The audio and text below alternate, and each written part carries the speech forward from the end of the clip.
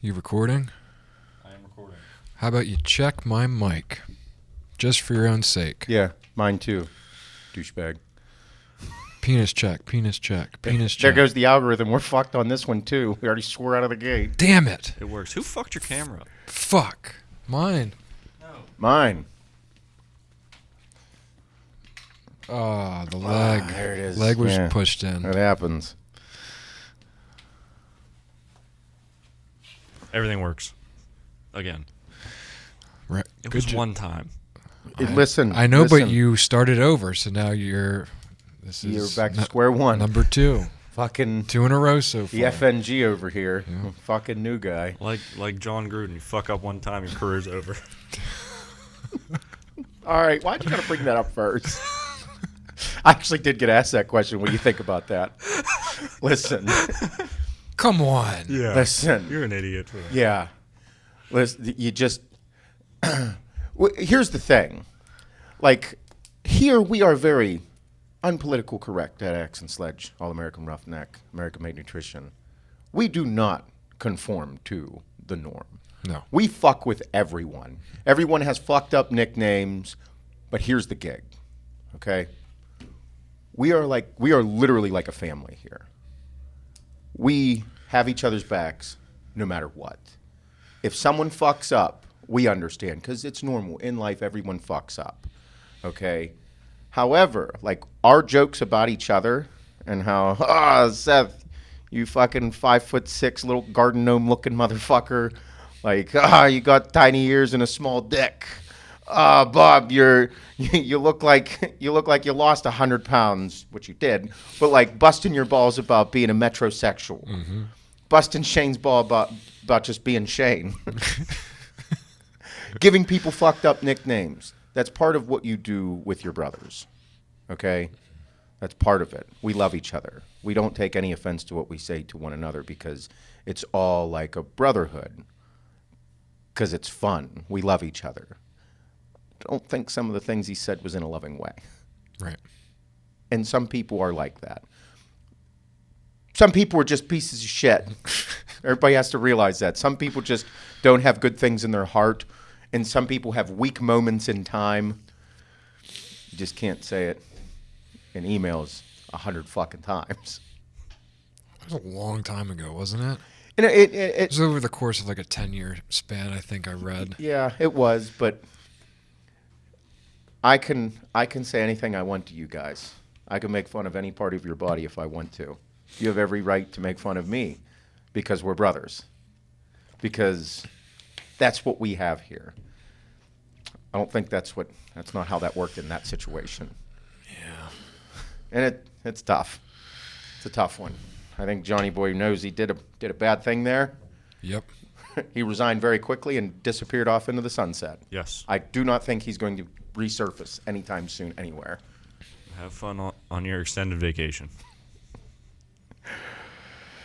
Oh, man. Shane, I have a gift for you. Really? You got Yeah. a gift? Yeah. No shit. Yeah. Oh, man. Oh, nice. For the internets. Yeah. Check it out. It's a Spider-Man Funko Pop. Spider-Man integrated suit. The new one. The new one. We've waited for a few weeks for this. I forgot about it. It's There like you go. Christmas. Thanks, Bob. You're welcome. Man. Bought it with the company card. Yeah, company money there. Yeah. Enjoy it. Yeah. I'll put it on my, since I have a camera now. Look at that. You know, it's funny, like, that day we ordered that, he brought to my attention the Funko Pop of Tom Brady. Like, that was initiated the conversation. Oh, really? Then it turned into, like, oh, look at this Spider-Man right here. It's so cool. And then 5 minutes later, I ordered him 2 additional Funko Pops. He knew that was going to happen. Yep, he hustles me. It's okay. That's like the internet algorithm where they just figure you out and know exactly how to make you buy stuff Yep. at any given time. Internet is great at that with me, specifically. Yeah. Yeah, really good. I think that I'm getting placed the best, most like realistic ads for me. really I buy almost, I'd say 7 or 8 out of 10 times. get the fuck out of here. Yeah. If it's under $100, for an ad for a product, 7 out of 10 times I'm buying it. Man, they are on your ass Yeah, then. they're really good. Yep. On your ass. And then there's like furniture ads I'm getting right now, like office stuff, like really cool office stuff I've never seen on the internet before. And I'm getting hit with that. And I'm buying that too. it's very expensive, so I haven't pulled the trigger yet, but I will probably. Because, After 3 or 4 more times. dude, yeah, right.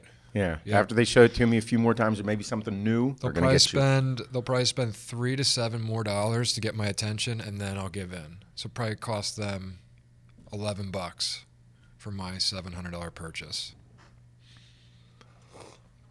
Pretty good return on that. It's not a bad return. Not a bad return at all. Very nice coffee mug you have there, Thank you. Porsche.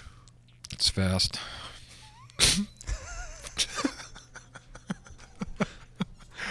Oh, man. We were talking about cars this morning. And just apparently you came across something that was quite the nice car. Yeah. But got me thinking, just because of the price point, and then it reminded me of Prisk's new car. Yeah. Dr. Prisk has a new Ferrari. He drove it here.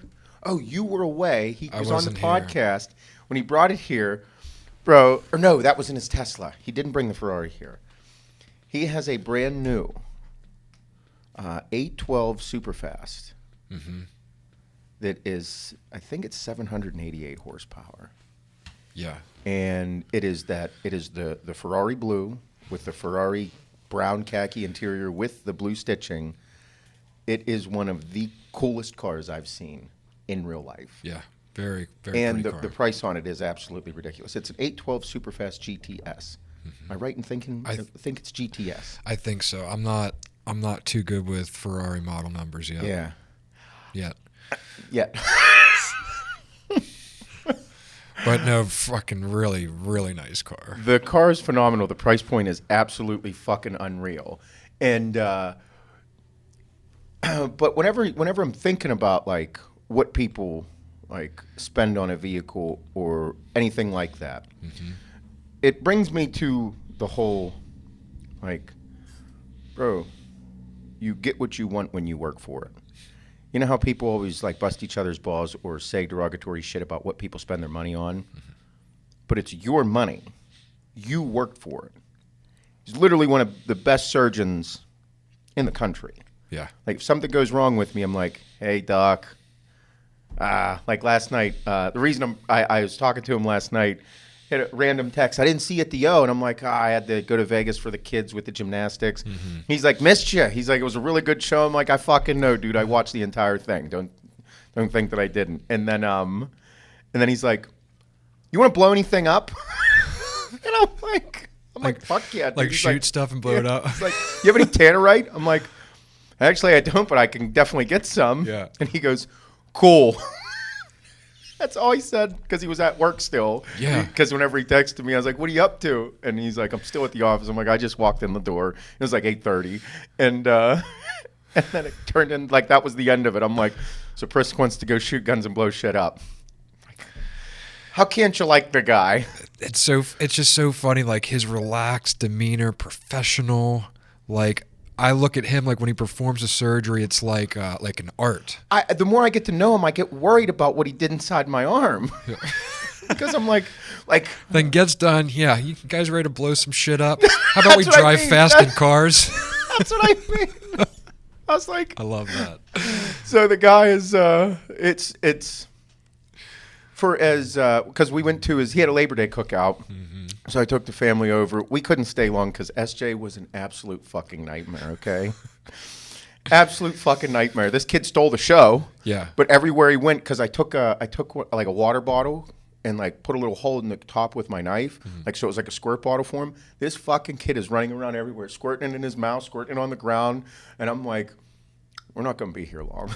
Definitely not. But went to his house for a cookout. It was awesome. A lot of people... There was people there that they're just they knew of us in the community a lot through gymnastics. Yeah, because a lot of people had kids and stuff. But yeah, it was a fucking riot. But then him texting me that last night about blowing shit up. I'm like, you're like somebody that I respect in such a high regard, and now you're gaining such respect in that just dumb shit category with me. Yeah. I'm like, now Just leveled up. if in my we head. blow shit up together and I do something dumb, we'll do it together. Haven't shot at Tannerite since Like the release. the original Yeah. photo shoot. Fucking Tannerite's so much fun. Yeah. So much fun. I remember we kept stacking it up. Mm-hmm. And it was just like the first 3 or 4 times it just like fell over. Like Yep. it wasn't blowing up. We need to shoot it faster. Yes. That was it. Yeah. First Good timers. Good times. No, but like with people, how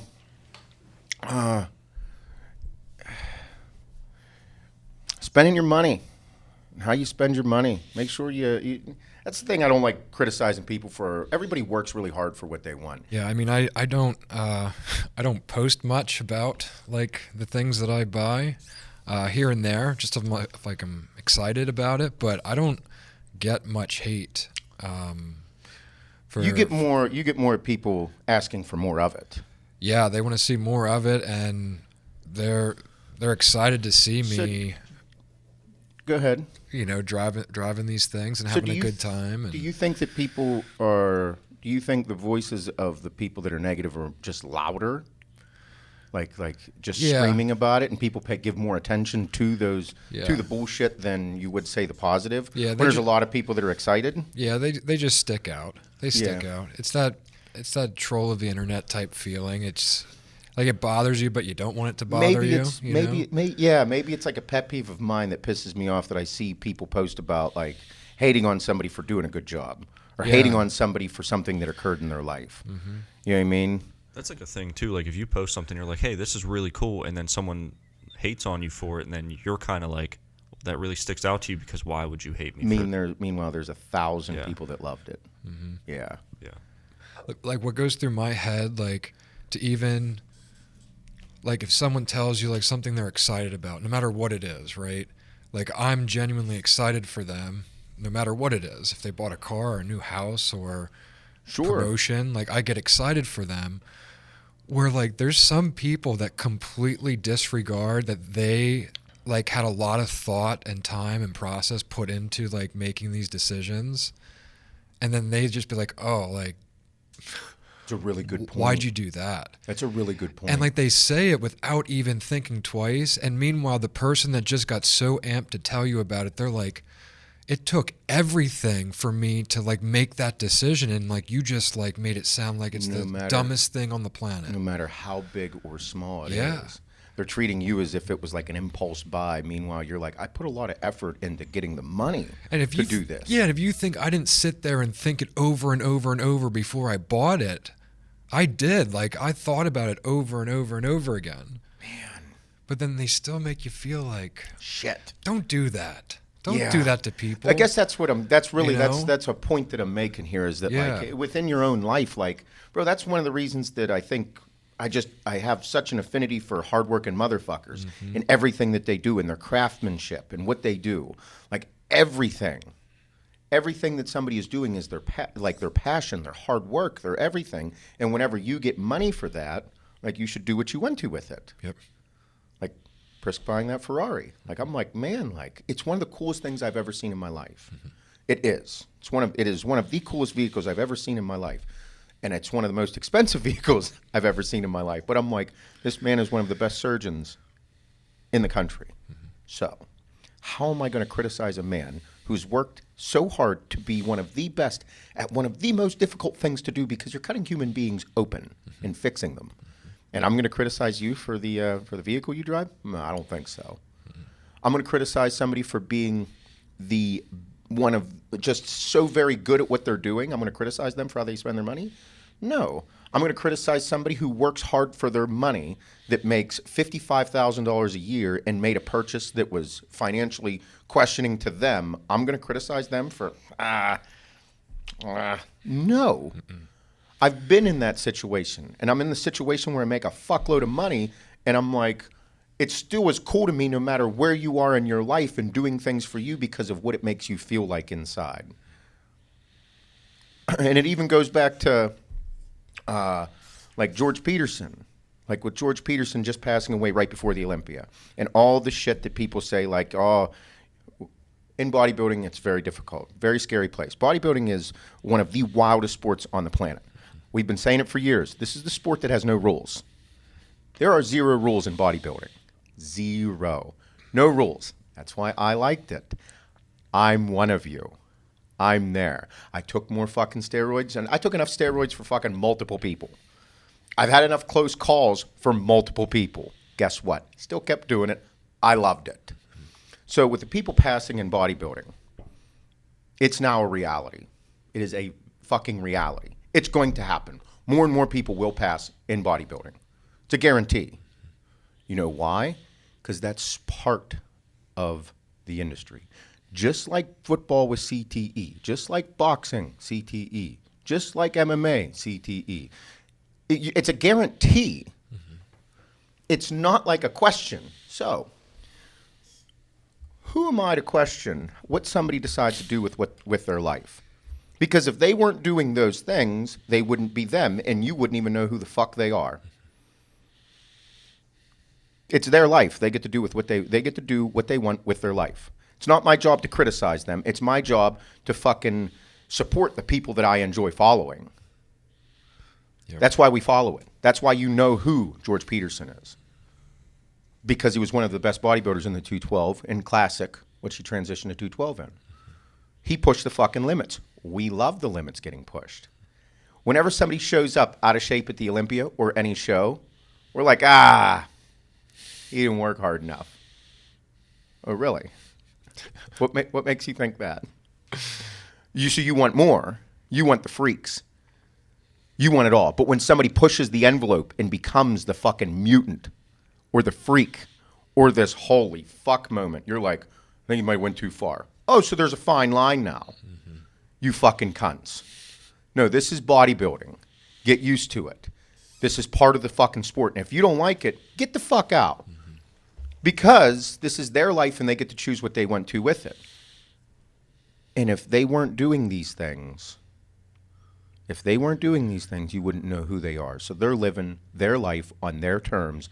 And me personally, that's why I've said over and over and over, in every fucking sport, motherfucker, get paid. If you're an athlete, get paid. Because the window is very small. You have this big of a window. Your life's window is this big. But the window to get paid in your industry, as an athlete, is this big. Because the second that you suck or the second that you fuck up, more than likely, that window, closed shut, no more money. So you have all of these injuries, all of these long-term effects that are going to hinder you forever. You have no money. So get fucking paid. Athletes should get paid more money. They should. They should go after it. And you have to know your worth in that. That's part of a negotiating tactic. But all the people that say these things are people that try to sugarcoat anything. Mm-hmm. Guys, it's bodybuilding. I love it.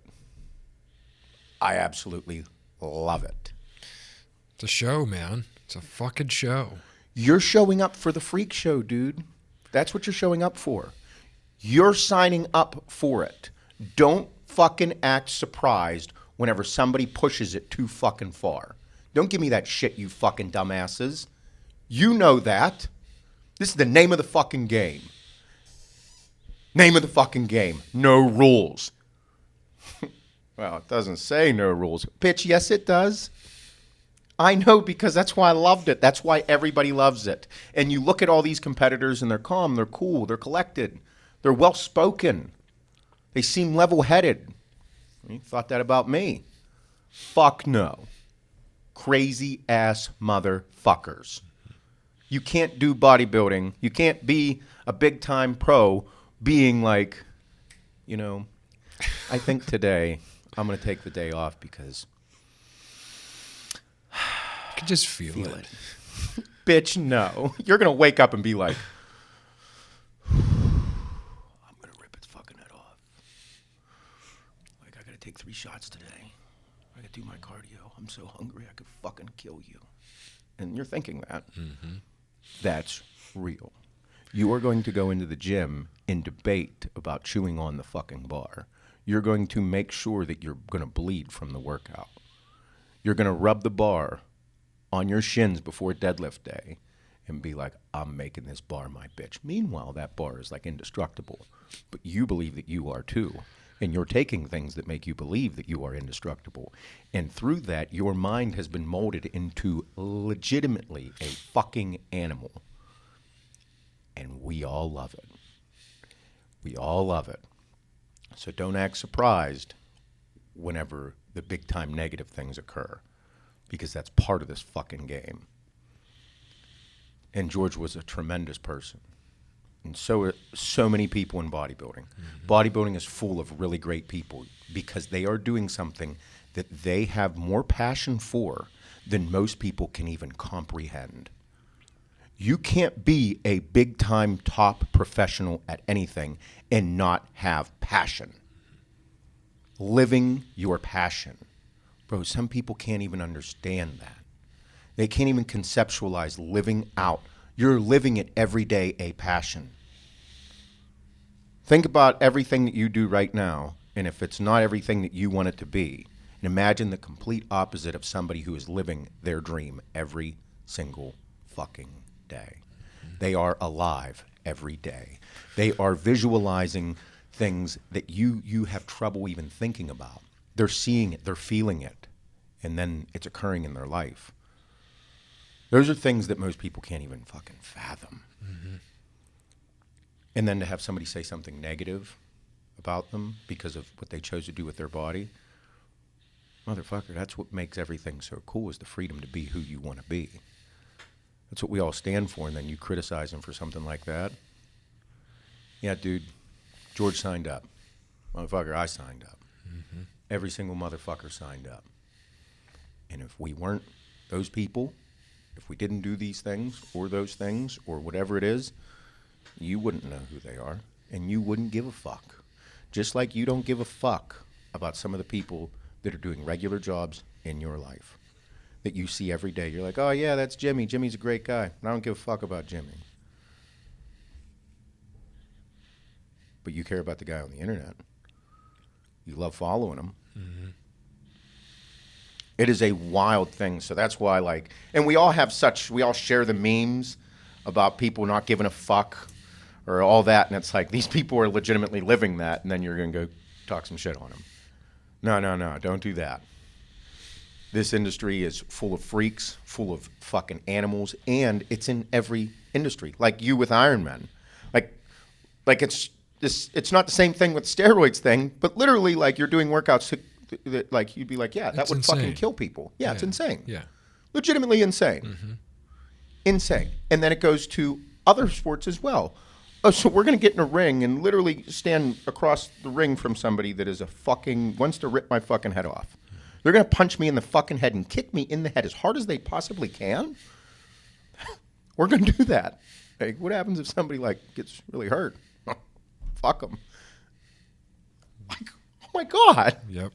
Nuts. So that's why and it goes back to even regular workers, mm-hmm. people that do anything. Like, there are very dangerous jobs out there that people look at and be like, that's fucking nuts. Bro, these dudes cutting down this tree, like, on my road right now. Bro, they're at the top with a fucking chainsaw. Like, cutting, like, the branches at the top are this round. Yeah. Like, I'd never go up there. No. It's crazy to me. But, again, that's why the name of the podcast, everything that we stand for is hardworking motherfucker. Because they're in every walk of life. Does not matter what job you're doing or what sport you're in, what industry you're in. If you are a hardworking motherfucker, it is beautiful. It is music to my fucking ears because you're doing something that is incredible in your own regard. It's incredible. I love it. Yeah, you're literally pushing your craft to the edge. Yeah, that's what life is about. Yep. Like same with, like, bro, everyone can say what they want about, like, the Jeff Bezos and the fucking Elon Musks of the world. Like, how am I going to hate on these dudes from starting from a fucking garage? Yes. Like I did. Yes. and growing into the most wealthiest people on the planet, the largest businesses on the planet. Yes. How can I be mad about that? How? Yeah, they take ungodly salaries and they get this and they do that, bro. So hold on. You're mad at somebody for having a big salary whenever that's what you work for every day? If your salary is not what you want it to be, does that mean you give up and just settle? No, it means you work harder, dude. Mm-hmm. Work harder. And these guys have built companies that have become, they're household names. All I think about now owning a business is employing other people and taking care of other families. Like, yes, I'm an owner. Yes, all of these things. But, dude, like, the Amazons of the world, these people, there's thousands upon thousands of jobs. Yes. They're they are major parts of our economy. Yeah, dude. So it's like, how can you hate on this guy and talk like there's people talk so much shit on Jeff Bezos, Big Jeff. Listen, we bust his balls. It's funny. And like he's kind of douchey. Like I'd say that to him. He's kind of douchey. This is very difficult for a lot of people to understand. And I'll say this because I'm going through my own process of what this company is becoming. We're going through our own like, holy fuck, dude, we're growing at a rate that's pretty big. It's nuts. We are a very big company. Mm-hmm. No one knows what it's like to be the best at something. Very few people know what it's like to be the best at something. Okay, we're watching Elon Musk and Jeff Bezos go back and forth on Twitter about being the wealthiest man in the world. It's hilarious right now. Literally, if there was one, it's the wealthiest person on the planet. Mm-hmm. That is a fucking category that there are only two people out of the billions of people on the planet that are talking about. Mm-hmm. And you're never going to understand. People couldn't handle Phil Heath. And I'll relate it to bodybuilding just because immediately where I go. Yep. Phil Heath, okay? It was like, Phil Heath's a fucking cocksucker. He's an arrogant dickhead. Fuck him. And I'm like, Phil's always been a fucking gem to me. Yeah. He's always been nice to me. He's always treated me with respect. He's given me advice because he and I worked with Hani, so it was like it was a relationship. Wherever I saw Phil, what's up, Phil? Blah, blah, blah. Like, shoot the shit.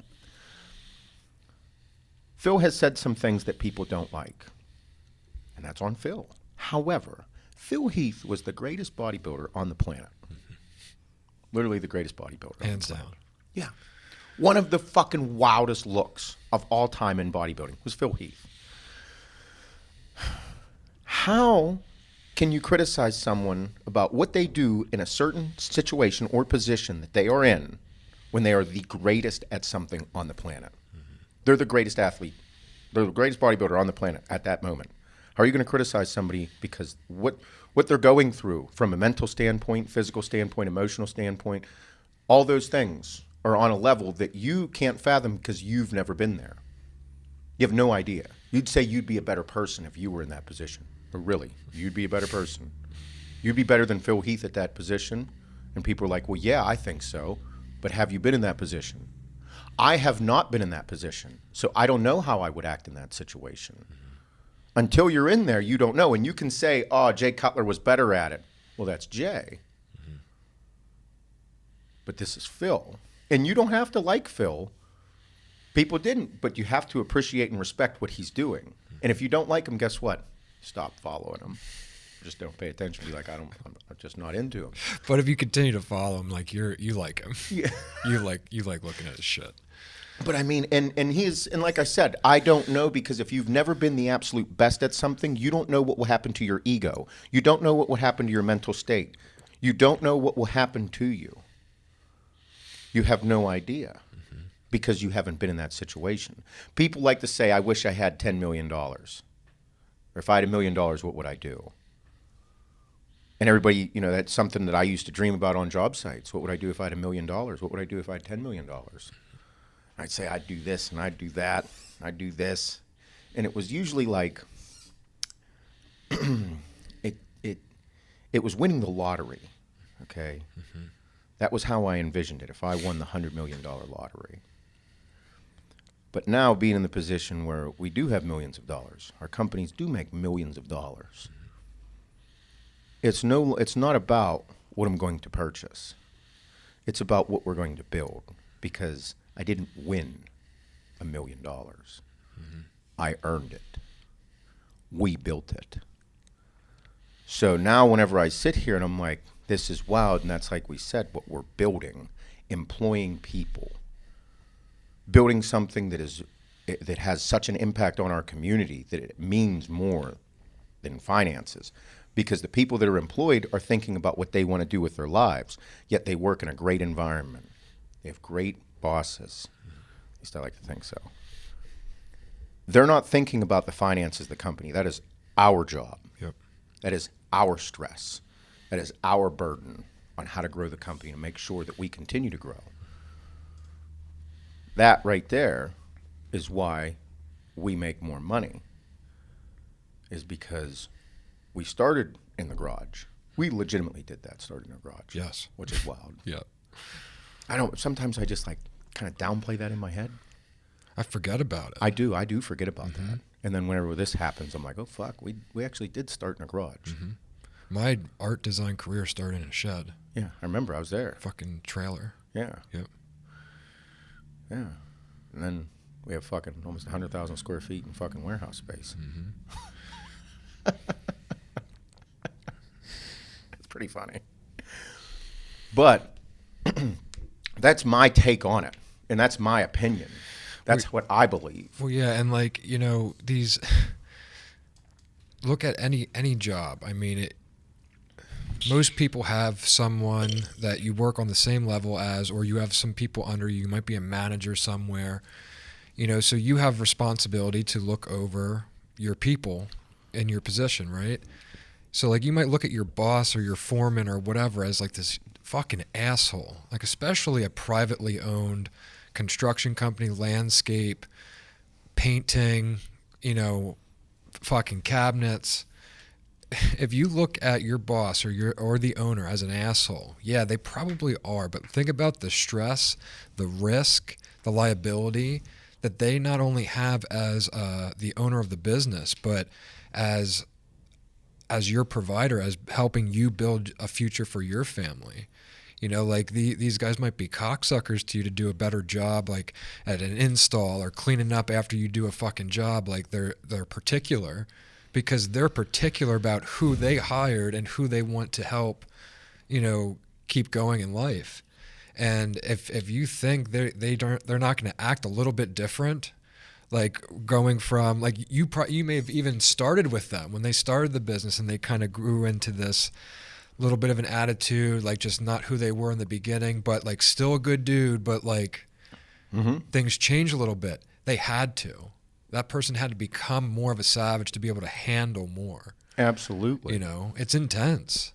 And along the way, if you can hold on to those base values, that's what creates greatness. I Absolutely. mean, that's where it's at. And that's difficult to do. It's very hard. Very hard. Difficult. Especially as a single owner. Sure. Oh, I couldn't imagine. Or a single manager or a single whatever. My dad built his company as a single owner. He didn't have business partners to shoot things off of or help lead the way in certain situations.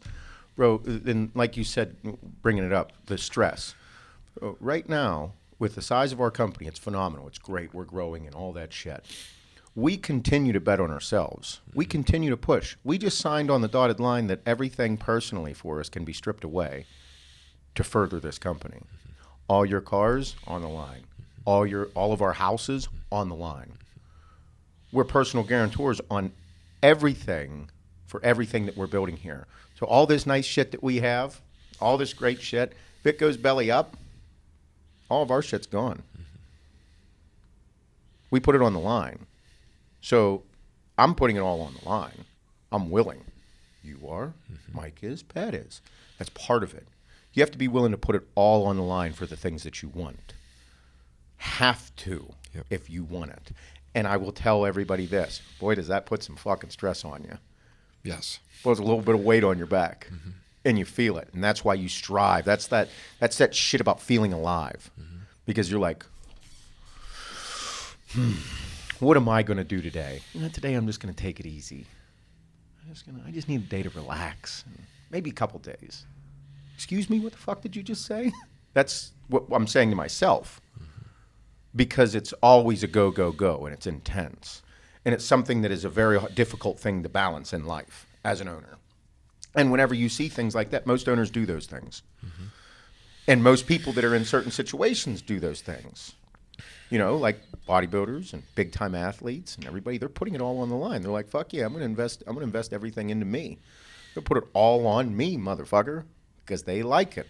They're feeling alive. And if it fucking kills them, they did something that they felt so passionate about that made them who they were, and they were willing to die for it. And they did. And I ain't no fucking person to hate on nobody for doing what they want to in their life. Mm-hmm. It's on them. That's part about the beautiful thing of freedom. That's part of the beauty of freedom. It's a wonderful thing. And again, that's my opinion. That's what I believe. Everybody is more than welcome to disagree with me on anything, but it's what I believe. Mm-hmm. And I can say that wholeheartedly because I don't have any negativity coming from me in that standpoint. I'm just like, man, you're into it. Tell me about it. Let me hear about it. Yeah. Then I'll watch. Yep. I watched all weekend. I loved it. It was so cool. Mm-hmm. It was great. Bad things happen. I feel bad, but at the same time, whenever something bad happens to me, people feel bad, but then the reality of the situation will set in, and it will be what it is. Mm-hmm. No harm, no foul. Yep. Wow. Life. It is a bitch. It's fucking tough. It is tough. It is crazy because it continues to evolve. Yeah. I mean, I don't put any of the bad stuff of my life on the internet. I just don't. No, I don't. I put mostly all the good. I don't want to put the bad because I don't put my hard times up there. Some of the bad might scare people. Yes. Or then they're going to tell me what to do, and it's like, I don't really need your fucking opinion right now. I'm working through it personally. I really don't like when people tell me to take more time for myself. Oh, you should take some time off. Oh. Don't tell me that. I just don't handle that well anymore. I don't. No. You know, the last day off I had? Here, I'll tell you the last time I had a day off from training. Just training. Actually, I don't even think I'm going to be able to tell you because it's been that long. Actually, I found it. How crazy is that? My last day off was Sunday, August 8th. Oh, hey. Last day off from training. What a swell day that was. Yep. 3 months ago. Yep. Fuck. I'm not trying to act like more special than anyone. I mean, you made me think that you were special. I guess that's what I was going for. Fuck you guys. Fuck you guys, pussies. But like, you know, I trained this morning. I threw down some crazy fast miles. I put it on the internet. People think it's so cool. Oh, you're pacing so great. Like, I went through the same process you all did this morning. My alarm went off, and I fucking wanted to throw my phone against the wall. I hit snooze 3 fucking times. I paced around the kitchen, like, bitching and complaining about what I wanted to do. Then I was late for my run, which made me late for the podcast today. I fuck up a lot, too. Yeah. But that, like, those things don't go away. Those feelings don't go away, but I did it anyway. No, people have watched us grow. Mm-hmm. People have watched us grow. They legitimately have. They've watched, like, from any standpoint, business or personal or training or anything. Like, they watched you lose all this weight. The podcast started with you as a heavy individual, and now you're like Mr. Iron Man here. So, like, they watched the process. Mm. The last podcast fucking slapped with everybody. People were pumped for you. Yeah. They've watched me, you know, go from being fucking geared out of my mind in 2012 stopping bodybuilding, then coming back into the industry and seeing all this stuff, watching AAR get started and supporting us for the whole time. Thank you for all the support, by the way. Yeah, the fucking seriously. hoodie release was insane. You should be getting hoodies right now. And everybody has been like, dude, the new athletic hoodies are off the fucking hook. They're into them. They love them. They're the coolest hoodies I've ever bought. Yep. And I bought a lot of them for all of you. And you bought them for yourselves, and I love it. Thank you guys for all the support. And you're welcome. For nice stuff. Yeah, very nice stuff. We're working on pants, shorts, and many other items right now. But, yeah. Yep. I just like cool shit. Everyone likes cool stuff. I want people to do good things. That's something that, like I didn't go to the Olympia because I took the girls to a camp in Las Vegas. One time that the Olympia is not in Las Vegas, I'm there on the same fucking weekend and I can't go. So it pissed me off so That's bad. kind of funny, though. I know. So went to this camp, and this camp is taught by one of the best clinicians in the country. She's a fucking animal. Yeah. And it was 3 days, 8 hours a day for these girls. That was just absolutely fucking brutal. It was brutal. But the whole goal was to make them better, to hone in their craft, sharpening everything that they want to be.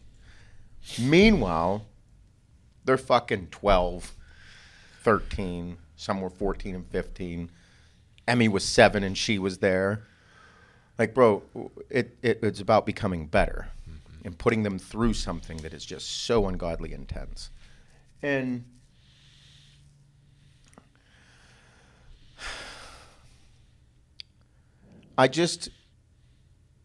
the whole point, I don't even know where I was going with it, but what just popped in my head is the point of watching people become better.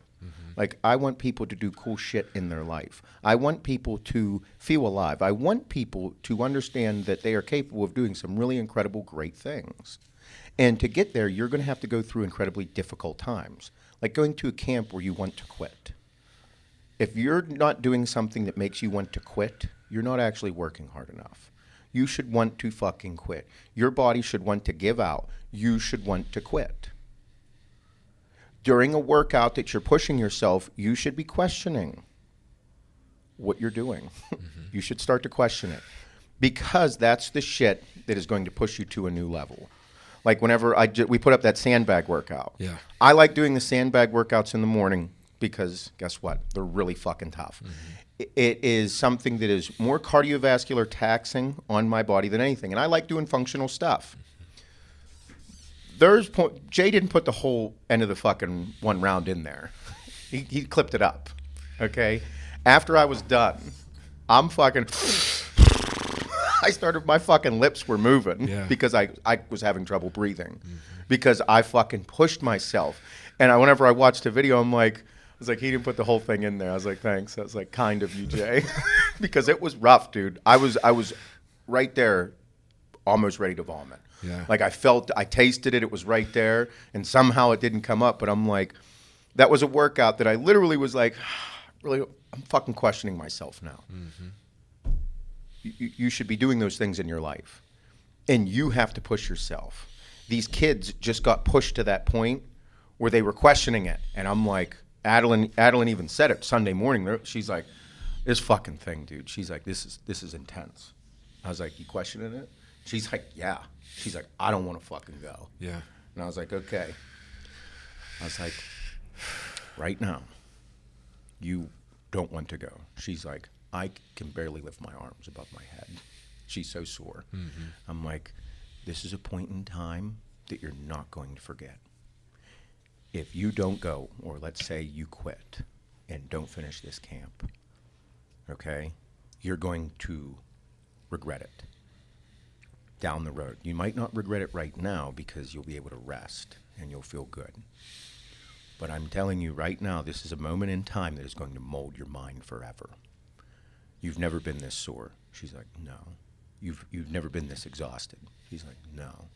I'm like, then I want you to go to this camp and throw down so fucking hard that everybody there never forgets you. I want you to outwork every motherfucker in that building. You don't have to be the best, but you can outwork all of them. You can stay stone fucking cold. You don't got to say a goddamn word to fucking nobody. Don't even say hi. Leave your fucking bitch face on and fuck this camp up. Okay? And I'm like, sweetheart, you finish everything that you started. Yep. And right now, this moment, live in it, revel in it, and make them all fucking remember who you are. So, 3 hours later, I get a message from Hannah. That's a video, and it's Adeline who just did a completely new vault because she's been working on it all that weekend. And Adeline, this vault is something that is very difficult with mental blocks. And in gymnastics, you can have all the skills in the world. You can have all the talent, but if you have a mental block, you're fucked. Mm-hmm. This vault, I don't even know what it is because it's brand, I don't know all the terminology, but it's a very difficult landing because it's blind, okay? And she throws it. And Hannah's like, Adeline just threw the most difficult level 9 vault. She's like, she just picked it up. I'm like, oh boy. Damn. Okay? Mm-hmm. And then sends me another video of her doing it better. And I was like, this is pretty great. Mm-hmm. I felt accomplished for telling her these things. So then the camp is taking pictures the entire time. Okay? All day there's somebody there taking pictures of the girls, and they post it on their Facebook. And then so all the parents, because you're not allowed to be in there. Yeah. Okay? And they're posting it all, and there are pictures of Adeline. Okay? From the whole camp. The whole time there's not one picture of Adeline smiling. Not one. And I'm like, oh my God. I'm like, this is like one of the coolest things I've ever fucking felt as a parent, because I'm like, I told this girl to go fucking throw down and don't fucking give a shit, just go. And this whole time, and then at the end of the camp, it's your girls. They talked about all of our girls because they're very disciplined. Yeah. They listen, and they take everything that one of the coaches said, they took in. They were very coachable, is what I'm getting at. And Adeline, her learning that new vault like that, they're like, that's fucking incredible. So it was that thing where I'm like, everybody is capable of these things. Everybody has those things in them. They all have those moments in time. They all have them. Everybody has them in some way, shape, or form in their life, in some relationship or situation that they have, whether it's work, gym, career, whatever. They have them.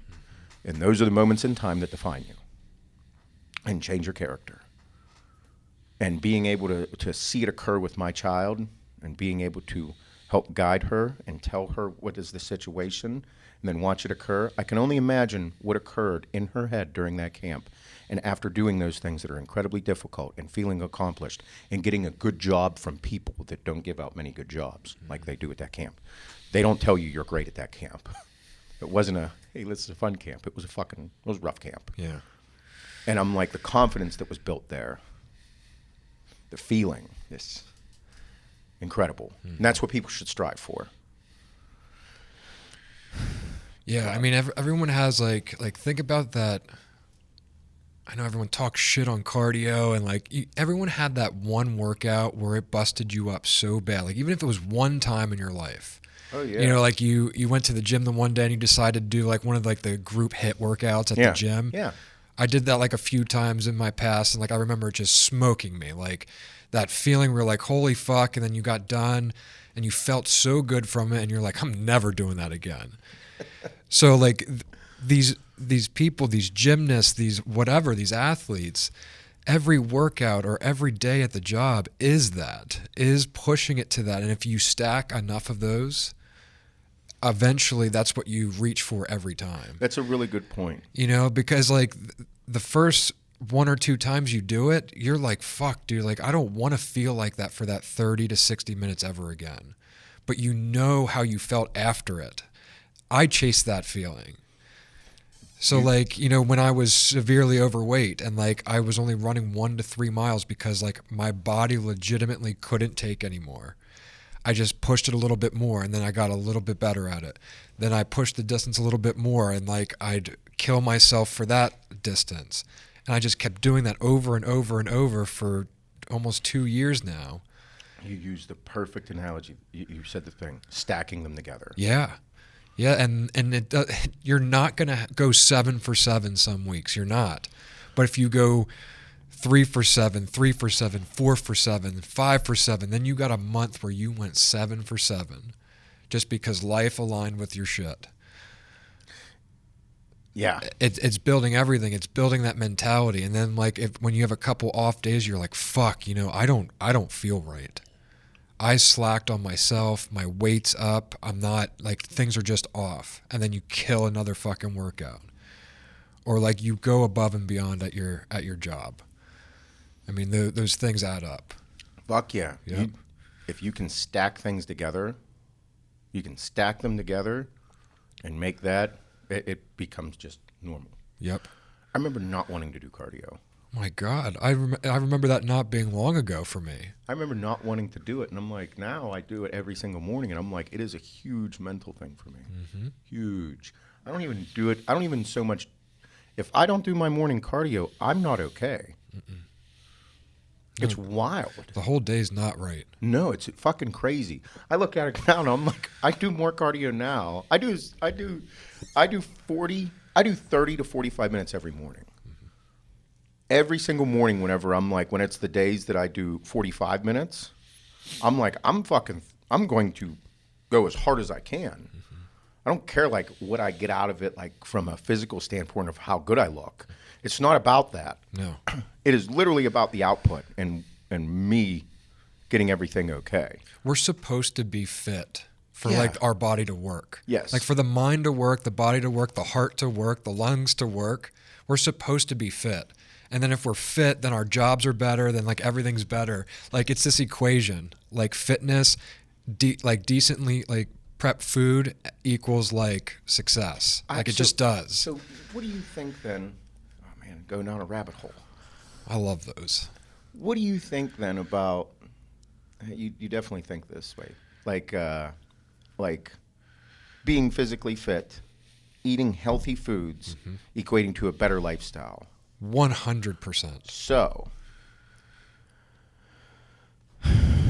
with those things in place, I like to look back at like a survivalist, like concept of early human times. Yep. And there's a lot of people like, have you seen the Liver King? You seen that guy? He's like a hot new fad on the internet. No. He calls himself the Liver King. Why? He's doing an ancestral lifestyle. It's really cool. I get it. It's awesome. I'm into it. He eats liver all the time because it's great. And I get it. I can't disagree with his way of life. But he's catching a ton of shit on the internet because dude's sauced out of his mind. He's fucking geared out of his mind. And he continuously keeps calling himself the Liver King. He never says I. He always says Liver King. That's pretty funny. And I don't know if he's not saying it as a joke. He's dead serious. I'm like, oh boy, this guy's really into it. Okay. I love everything that's going on. I don't follow him. I see it all the time now because it's hot on the internet. And people are fucking roasting this guy. Okay. He's like this big jacked, hairy as fuck guy right here, but then completely shaved. And his abs are out of control. Oh my God. Yeah. This guy. And he's doing dude is fucking killing it. Like, Oh my God, he is fucking shredded. Oh my and God. big. Bro. But here's the thing. I don't give a fuck, okay? Nope. I don't care. I think it's what? He looks like Nicolas Cage in Santa Claus. Oh my God, it does. So, but Oh, look at these meals and stuff. This is wild. oh yeah, ancestral living. Like, and I get it. Like, it's a survivalist concept. Okay, what I'm getting at is, the way that we go back to olden times, or pre-modernization of absolutely everything. Yep. We were hunters and gatherers. That was the point. Whenever all of a sudden all we used to do as humans was our basic need to survive. Survival was what we prepared for. Mm-hmm. Whether it was up here in the north or down in the south, survival was everything. We needed to make sure that we survived and did not die. That was every single day. So it was harvesting an animal and using every part of that animal nose to tail, using everything we could from that animal to survive. Okay? And that was, bro, if you think back, if you were like, hey, Bob, everything, we go into an apocalypse, and like, you now don't have groceries. Yep. You don't have grocery store. You now have to survive off the land. And it's like, oh, bitch. Okay. Immediately, if we don't have grocery stores, we're like, how are we going to survive? What are we going to do? Well, bitch, you're going to live off the land. And if you're going to live off the land, all of a sudden, everything disappears. And you now are eating an animal nose to tail. Mm-hmm. You're like, yeah, I think I'm going to take this animal and I'm going to make sure I keep its fucking hide. Yeah. I'm going to keep its fur. I'm going to skin this bitch. I'll wear it. You're going to have to? It's going to be cold. What the fuck else are you going to have? Okay? So, this ancestral lifestyle that the earth will provide everything is pretty cool concept. It's a very real concept. Yep. Okay? So, this guy has that, and I get it, and it's pretty cool. And there's a lot of studies getting done about all of the benefits that liver has, all the benefits that eating beef organs and organs of animals have, because it's real. Mm-hmm. It is. Okay? But I think today with people, we become so soft from being able to get everything that we want from a grocery store that we're missing out on that. And it's very good to eat Doritos because they're tasty. I do like Doritos. I love Doritos. Yeah. But there wasn't Doritos back in the day. Mm-hmm. So there also wasn't refined sugar like there is. And refined sugar is very bad for the body. Mm-hmm. Not good. So what I'm getting at was the survival method. Now that we have not, like people have gotten away from fitness and clean foods, mm-hmm. our purpose is not survival anymore. We are constantly searching for purpose in life. We are all searching for purpose. And I do believe that people that are less fit and eat and don't eat as good of a diet search for purpose much more. They search for purpose mm-hmm. a lot harder than other people that are fit and that do eat well. Yeah. Their mind doesn't work as well. And I could be wrong, and I'm generalizing here. Yeah. But from my standpoint where I stand, I know that whenever I'm killing my fitness and I'm eating well, my brain operates much differently. I could not handle the workload we have right now with what I weighed like 2 years ago. When I was like 250, 260, I wasn't doing nearly as much here at the business as I am now. And it's not that I was like forced or trained into doing this more additional work. I adapted. Sure. My mind adapted because my body like forced it to do that. Sure. It's just it's fucking wild. Oh yeah. Yeah. But yeah, I say it all the time, direct correlation. I do believe fitness to overall success. Yeah. I do believe, like, listening to Cameron Haynes talk about hunting and big-time hunters talk about hunting, like, from the even farm to table or wilderness to table, things like that, mm-hmm. It's a big deal. Yeah. It's a very big deal. It's a very spiritual thing, taking the life of an animal and then eating the fucking thing rather than just going to the grocery store and buying a steak and not ever looking into the eyes of that animal or killing it or taking its life. Like, when you're eating a steak, that thing was alive at one point. That's why I say grace before dinner with my family. That's why I say those things, to make sure that they are understanding that you are grateful for the meal that's in front of you. Because if we're eating meat, you took the life of an animal. Whether that animal was a chicken and eating its own shit, or a fish in the ocean, or a fish in a lake, mm-hmm. or a cow on a farm. These are all important things for young people to understand, and all people to understand how beautiful life is. How special it is. And that's something that introducing my kids whenever I kill a deer, like, it's alive. It was alive. You see the deer in the yard. You're going to take its life. And that's why we thank God for the food that we have on our table. Mm-hmm. Because that's what you have to do in order to eat and survive. It's part of it. So, I feel like I could potentially like chase down a deer. You're fast enough. You probably have the endurance too. I won't catch it out of the gate, or maybe the first few miles, but I feel like eventually it's going to slow down. I remember watching. Yeah. Oh yeah, you won't though. You got 140 miles in you. Yep. They'll go I'll way chase before 'em- you. I'll chase them here to fucking Somerset. Yeah, watching my uncle slit a deer's throat was wild. Kill it. Yeah, I've never seen it. Because So. it was wild because he shot it and it bedded down and he went in to kill it. And I'm just like, I'll just never forget certain things like that. And I'm like, man, pretty wild. My dad's first deer, he found it. Found a deer. Oh yeah? Yeah. Got hit and ran off. Someone couldn't find it. My dad stood with it for a while. Mm-hmm. Brought it home. I was like, finally got your deer. He's like, well, I kind of found it. I was like, you did kill this deer. He's like, I found it. That was the first deer he's ever got. There was Literally a lifetime of no deer. Like, even my whole childhood never got a deer. Went out every single year. Took off for 2 weeks for hunting season. Never got a deer. Mainly because my dad doesn't give a fuck. Yeah, You know, yeah. he just wants to go sit in the woods for a couple days. Yeah. But then he found a deer one year. I was on the way. Hannah and I were going somewhere, and I just cleaned my truck out. Cleaned out my truck and took all of my firearms out of my vehicle. Okay, It was like the one time in my entire fucking adult life that occurred. We're driving down the road, and there's these fucking young men. They were probably 18, maybe early 20s, something like that. And they're on the side of the road. It was right before the reservoir on 286. And they're there, and like they're off the side. And I'm like, bro, what the fuck are these kids doing? And I pull over, and I'm like, what's going on? And they're like, hey, dude, do you have a firearm in your truck? And I was like, excuse me? Yeah. They're like, somebody just hit a deer. They drove off. Deer can't walk. We need to kill this fucking thing. Yeah. And I'm like, dude, this is the one time that I don't have a firearm in the truck. Yeah.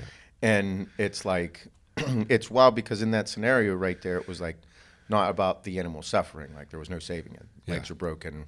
Need to kill the deer. Yep. And at that point, they'd kill the deer, and then they'd take it home and eat the fucking thing. They would not leave it there. It would become dinner. Yep. That's part of the survival part of life that I enjoy a lot. Nature.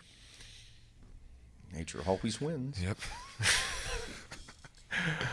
All right, Shaner.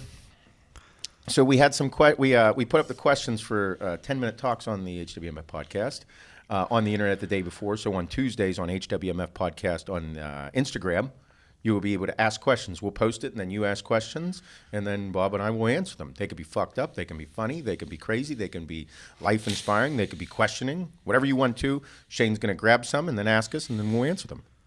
Just like that. Yeah, ready? Shoot. So we got a lot of tits or ass again.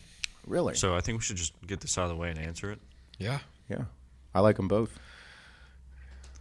Yeah, big fan of both. More of a ass guy though. I'll tell you that all Yeah. day. Yeah. Yeah. I like Yep. asses. Yep. Cool. Asses. It's hard to beat a nice ass. How can't you enjoy an ass? I But like boobs are peaches. great too. I like all. Yeah. If you like females, I think you like both. But grabbing an ass and hitting it from behind, nothing like it. My favorite. Yep. Nothing like it. Cool. So I'm glad we got that out of the way. I've never been so sure in my life. Yeah, Yeah, that's exactly. ass, yeah. A lot of people also either first-time fathers or expecting like early next year, just asking for advice or discussing becoming a father. You know, Sure. Yeah, I'll take this one. Have at it, Bob. Go ahead.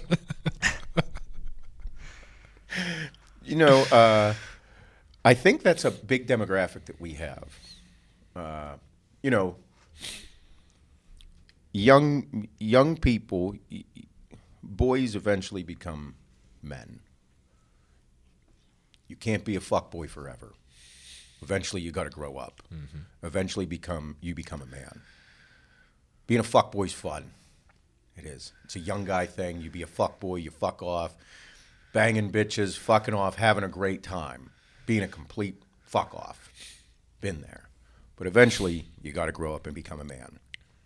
And whenever I say in some of my posts, don't be a pussy, be a man, do something manly, it's not a derogatory statement against anything. It's not misogynistic.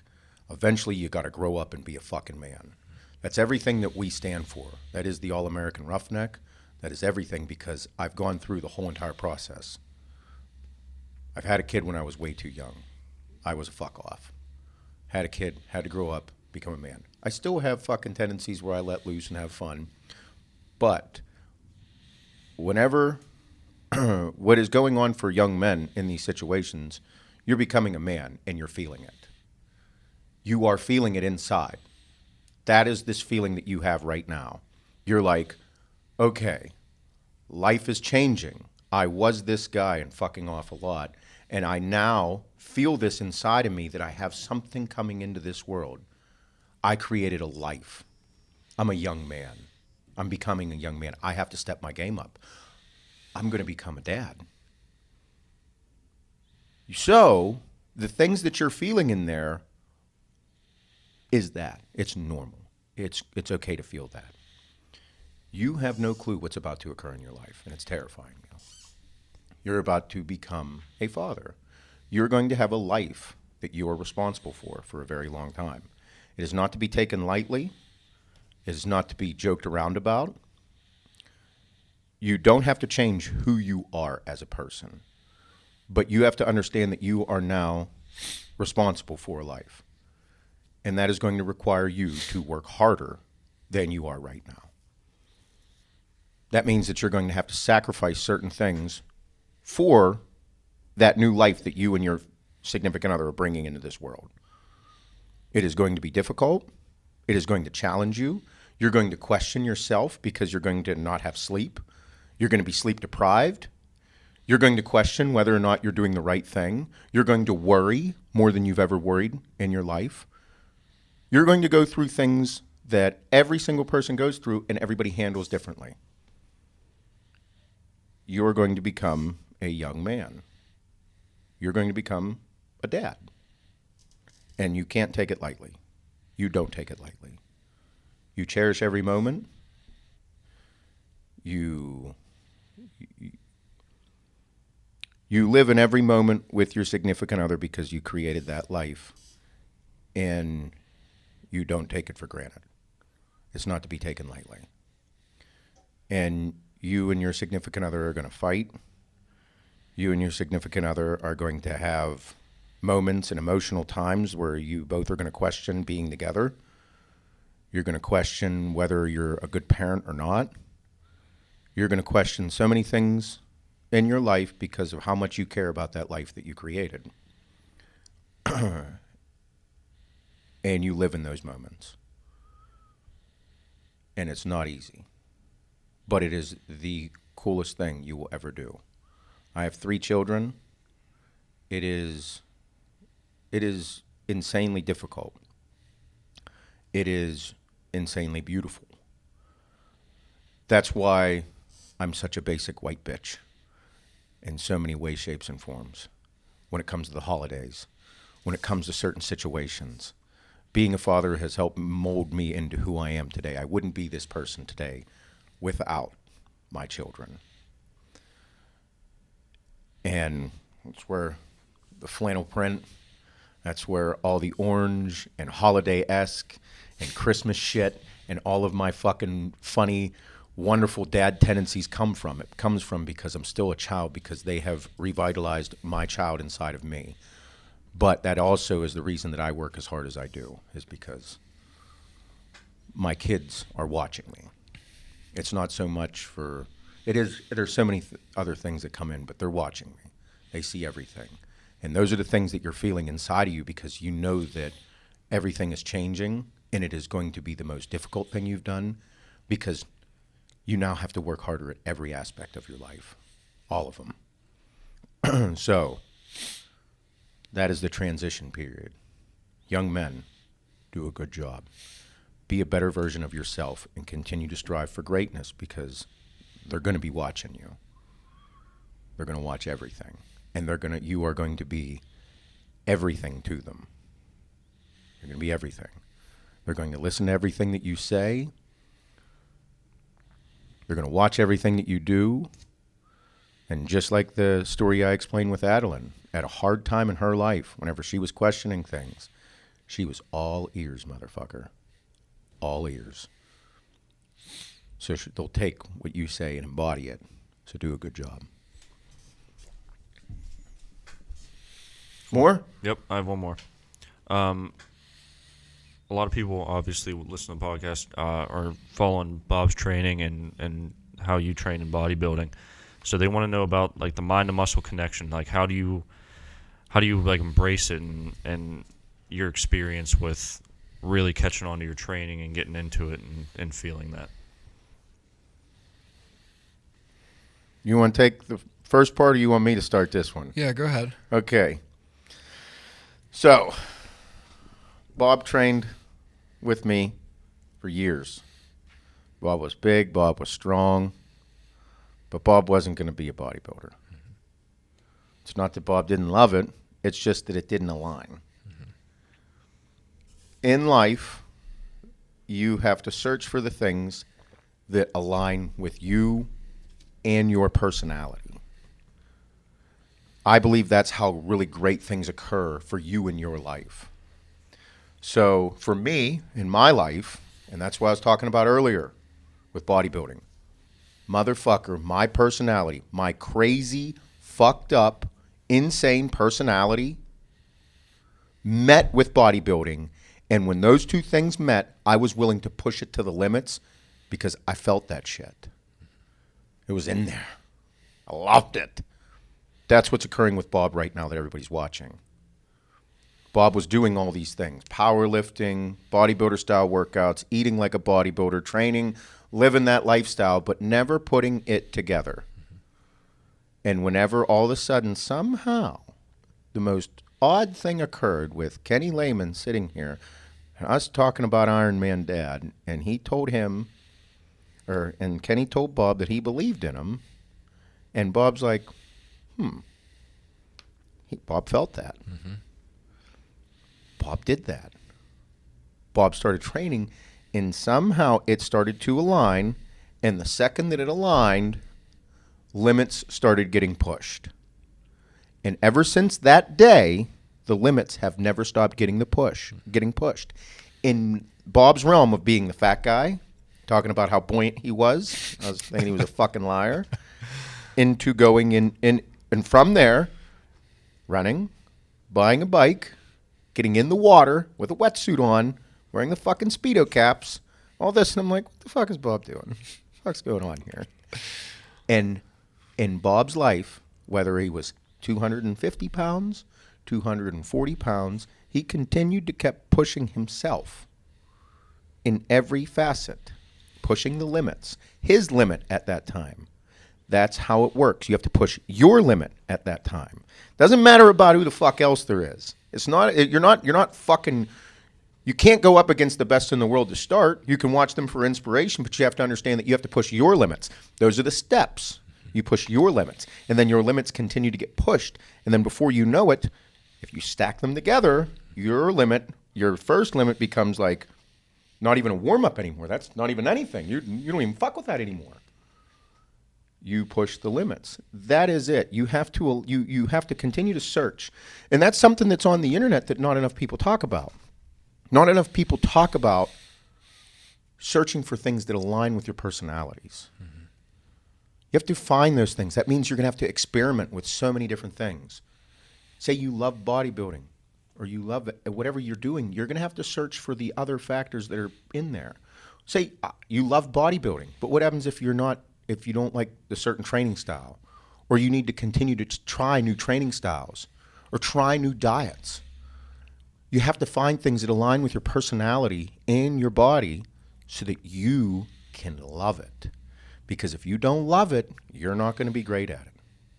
You have to love it. Your personalities have to align with that.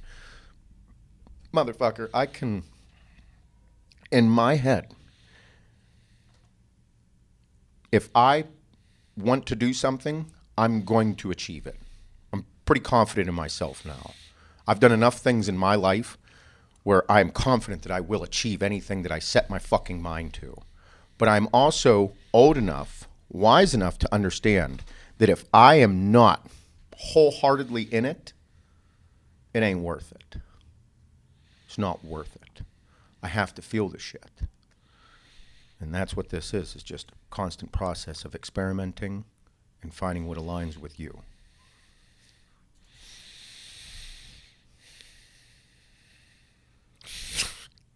well put.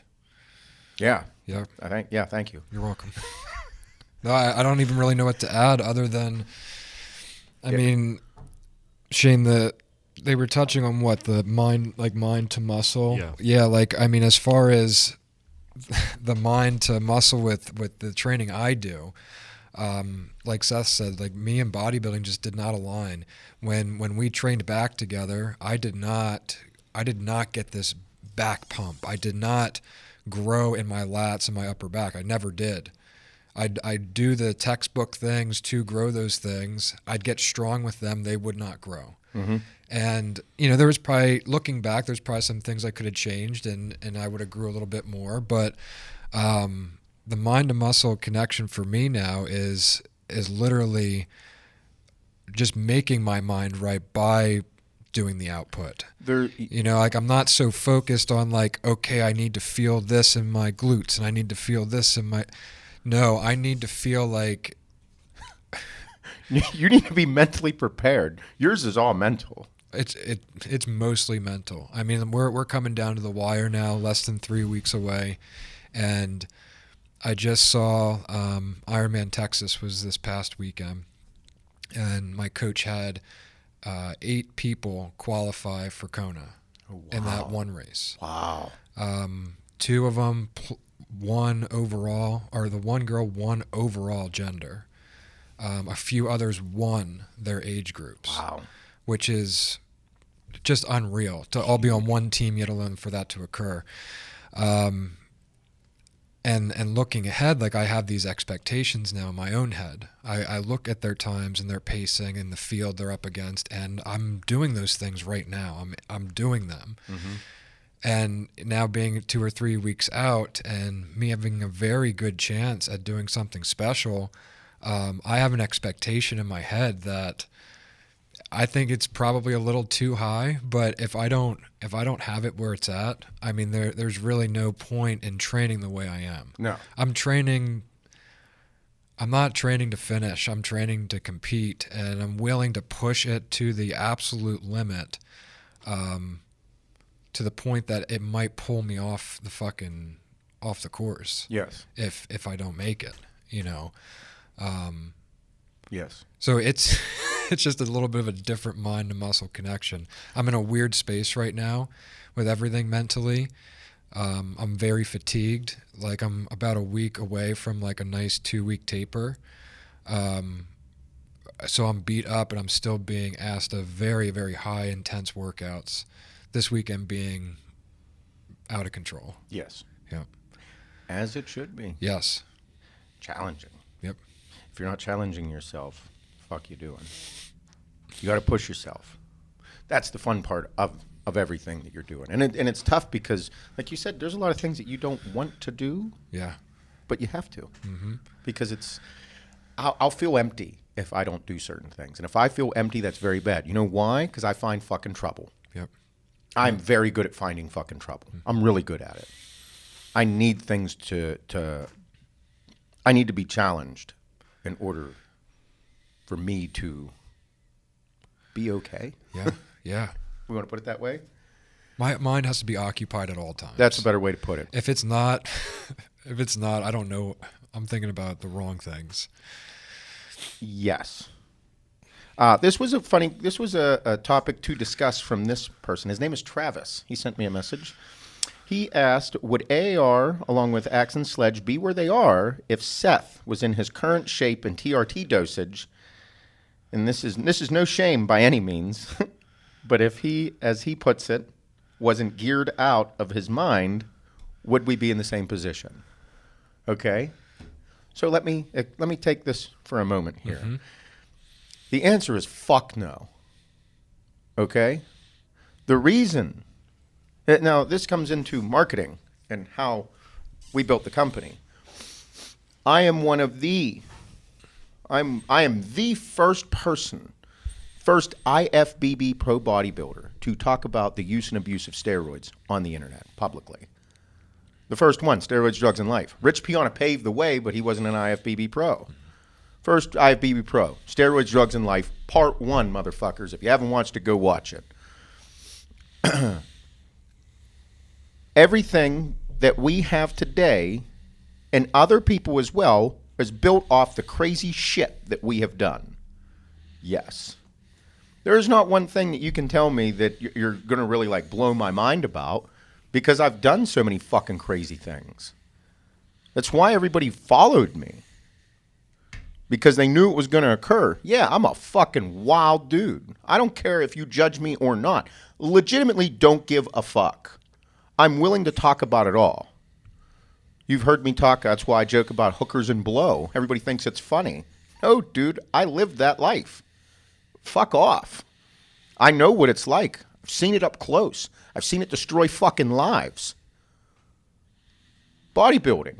Crazy amounts of fucking steroids. Don't fucking talk to me about steroids. Don't fucking tell me that the science behind all of this. Bitch, in bodybuilding, the science is thrown out the fucking window most of the time. People just lie to you and lie on the internet so they don't sound fucking crazy. People pushing 2,500 mgs of fucking test a week does occur. That fucking happens. 1,000 mgs of test, 1,000 mgs of tren a week, that shit does occur. How do I know? I took 700 mgs of fucking tren a week. Yeah, I did that. Why? I don't know. I want to see what happened. Well, the science pushes against it. Fuck your science. There's no fucking study done on 1,000 mgs of fucking tren a week. The only thing we know is what occurred. That's enough of a science experiment for me. I wasn't doing any blood work because I don't think it would have been good.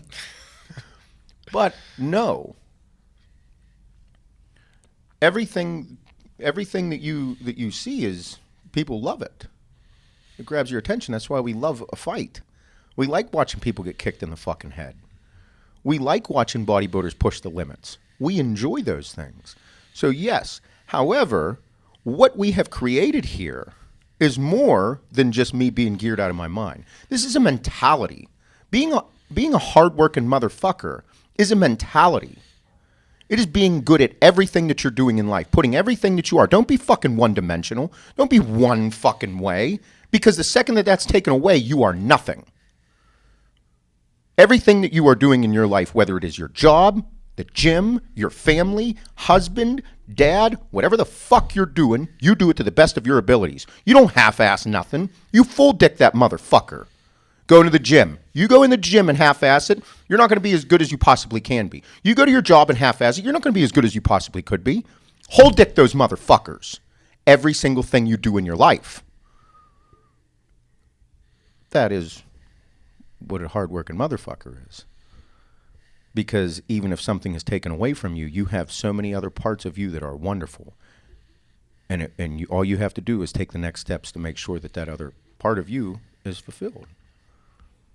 That's how it works. So, how did I get people's attention? By being myself. A crazy, wild bodybuilder. One of the wildest looks. Pushed myself to the fucking limits. And y'all loved it. Authentic. You have to be. You have to be. And along the way, we built the best supplement company in the game.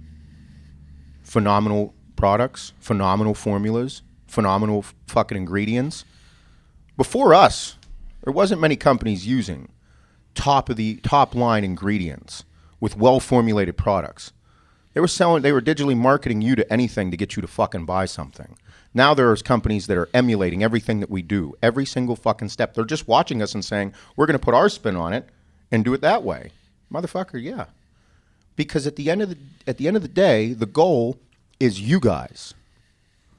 The goal is you guys, the customers.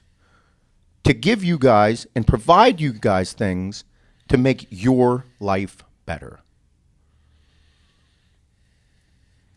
Because I was you.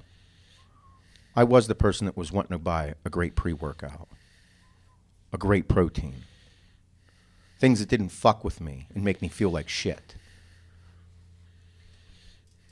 Or piss you off because you got ripped off and it was shit product, you know? And we're not perfect by any means, but whenever you start doing the volume that we're doing, things do happen, and sometimes it's out of our control. Sometimes it's on our manufacturer.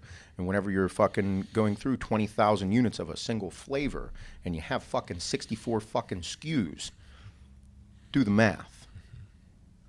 So, and that's something about what we strive to do as owners is hone in on our craft and make them better and get better at these things. And you guys are watching. You guys are legitimately watching things grow. You are a part of it.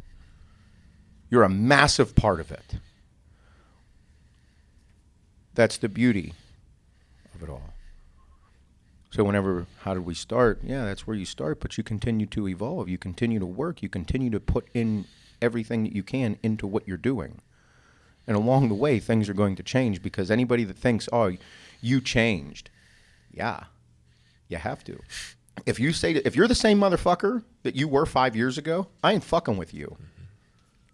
If you're the same motherfucker you were 5 years ago, what are you doing? Are you doing anything to level up?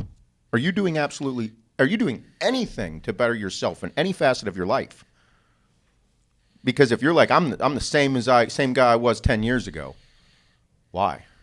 Why haven't you challenged yourself? Why haven't you put yourself in a situation where you should have the opportunity to fail? You should be putting yourself in. You should be questioning yourself. Be like, I could fucking massively fail at this. Yeah, you could. You should do it. Yeah, do it. Why? Because then you will have to succeed. Because if you fail at that, that doesn't mean you quit. That means you get the fuck back up and try again and go for it. That's how you feel alive. You're not the same motherfucker you were 5 years ago. No, I wouldn't want to fuck with you. You wouldn't be in the position you're in. I'd be like, fuck you. If you're doing the same shit you were doing 5 years ago, it's not good. So, yes, have to work and have to evolve. Yeah. I don't know. Do you have any other ones that were good? I do not. Do not. Do not. I'm hungry. I am too. Leave it with this. Okay. It is pumpkin spice season. Yeah. It is. I haven't done a single pumpkin spice anything yet. I haven't either, but you know what? I did. So my home protection is the gun that I am the most lethal with. It is the one that I shoot the best, and it just feels the best in my hands. It is the gun that would be my go-to because I have so many gun compartments in my house. Mm-hmm. There's guns everywhere. Is my pumpkin spice Glock. Yep. Oh, I remember that. I shoot the best with that gun. I haven't posted in a while. I don't know if there's still a lot of people that know what that is, but expect it to be posted tomorrow. Because whenever I was in the one place that it was, and I'm like, it is pumpkin spice season. I got to show everybody this fucking sick Glock, and it's that shit that's just that bullshit that's inside of me. I guess I did. I bought that new 43X, and it does have a very pumpkin spice feel to it. Oh yeah. The color's called Penny.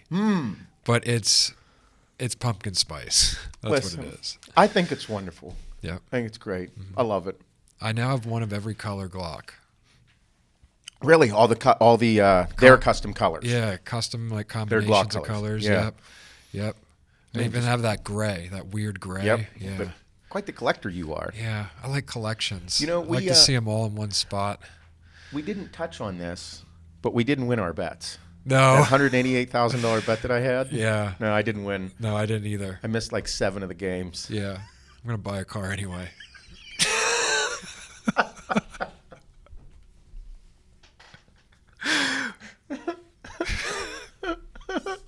No, I did so bad. It was funny. I think within the first 3 games played that day, I was out. So there was somebody because I bet against the Cowboys. Yeah. And they're like, I have this one huge Cowboys fan who was like, "Fuck you," when the Cowboys won. And I'm like, "Bro, what happened?" I'm like, "Oh, I must have bet against the Cowboys." Yeah, right. It was funny as fuck. I have to check. I don't ever remember what I actually bet on. No, I was just glad I won the first Thursday night game, and I was like, "Fuck yeah, 1 for 1." And then I didn't do so well after that. Yeah, it was bad. I'm not a gambler. I'm not either. I'm not a gambler. Nope. Especially on a 14-game parlay. Just some things aren't in the mix for me. I think Zach went like 13 for 14. He did. Parlay. He missed 1. Yeah, he missed 1. And he would have won big. Yep, fucker. Well, all right, everybody. Thank you for listening. Thank you for supporting. Everything is going swimmingly. Make sure that you guys keep being a good motherfucker. Do a good job. Don't be a pussy. Do something manly. Say hi to your mom, your dad. Love your kids. Love your wife.